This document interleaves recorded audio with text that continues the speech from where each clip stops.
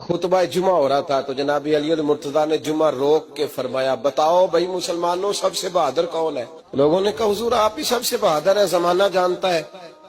تو جناب علی رو پڑے، فرمانے لگے نہیں میں تمہیں بتاتا ہوں بہادر کون ہے۔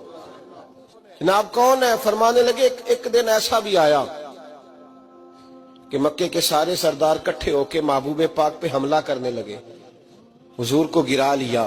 میٹھائی کھانا صرف سنت نہیں، پتھر کھانا بھی سنت ہے، صرف حلوہ کھانا سنت نہیں، پتھر کھانا بھی اس سنت کو بھی ادا کرنا۔ کہتے ہیں تھوڑے سے میٹھے چاول بھی کھا لو، کھانے کے ساتھ سنت ہے۔ میں نے کہا بھائی کبھی کبھی پتھر کھانا بھی سنت ہے، اس پر بھی توجہ کریں، اس کا بھی تھوڑا خیال فرمائیں۔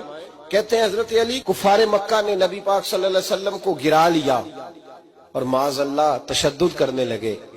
فرماتے ہیں کوئی زور زور سے پکار رہا تھا، میرے کانوں میں آواز آئی جب میں گھر میں تھا، کوئی زور زور سے پکار رہا تھا، اور وہ کیا کہہ رہا تھا؟ کوئی ابو بکر کو خبر کرو، کوئی صدیق اکبر کو بتاؤ کہ قریش مکہ محبوب علیہ السلام کو تکلیف دے رہے ہیں، بتاؤ۔ حضرت علی کہتے ہیں جب تک میں باہر نکلا تو میں نے ابو بکر کو دوڑتے ہوئے دیکھا، صدیق اکبر کے پیروں میں جوتا کوئی نہیں، سر پہ ٹوپی کوئی نہیں، تینوں لب دیاں آپ گواچے، سانو اپنی خبر نہیں کوئی۔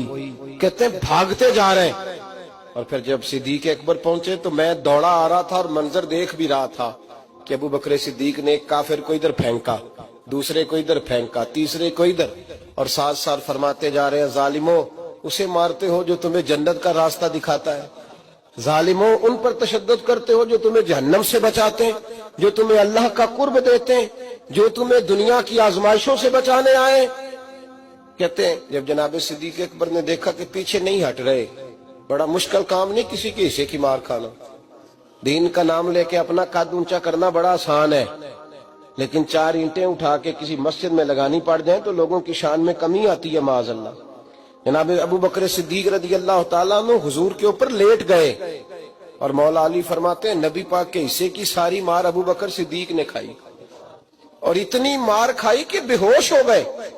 ان کے قبیلے کے لوگ آئے، اٹھایا، اور قبیلے کے ایک شخص نے کہا قریش مکہ یاد رکھنا اگر ابو بکر کو کچھ ہوا تو تمہیں بدلہ دینا پڑے گا۔ لے گئے۔ ان کی اماں کہتی ہیں ساری رات میں اپنے بیٹے کے زخم دھوتی رہی اور میں روتی رہی، ساری رات میں پٹیاں کرتی رہی اور میں پریشان رہی۔ برادری ساری کٹھی تھی کہ ابو بکر کو ہوش آئے اور وہ بتائیں کون کون شامل تھا تو ہم بدلے کی کوشش کریں۔ والدہ کہتی ہیں میرے دل میں خیال تھا کہ ابو بکر تو جب بھی اٹھے گا پہلا نام محمد عربی کا لے گا صلی اللہ علیہ وسلم، تو یہ تو ناراض ہو جائیں گے۔ کہتی خیال تھا کہ تھوڑی دیر کے لیے اپنے محبوب کا نام کبھی معاذ اللہ نہ لیں، برادری کٹھی ہے، میرے دل میں خیال تھا، لیکن کہتے ہیں وہی ہوا۔ حضرت سیدنا ابو بکر صدیق کی آنکھ کھلی، کہا حضور کا پتہ بتاؤ۔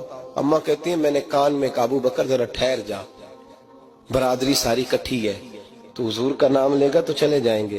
تو کہتے ہیں ابو بکر اٹھ کے بیٹھ گئے، کہنے لگے جس نے بیٹھنا ہے بیٹھے، جس نے جانا ہے جائے، مجھے برادری کی ضرورت نہیں، مدینے والے محبوب کی ضرورت ہے۔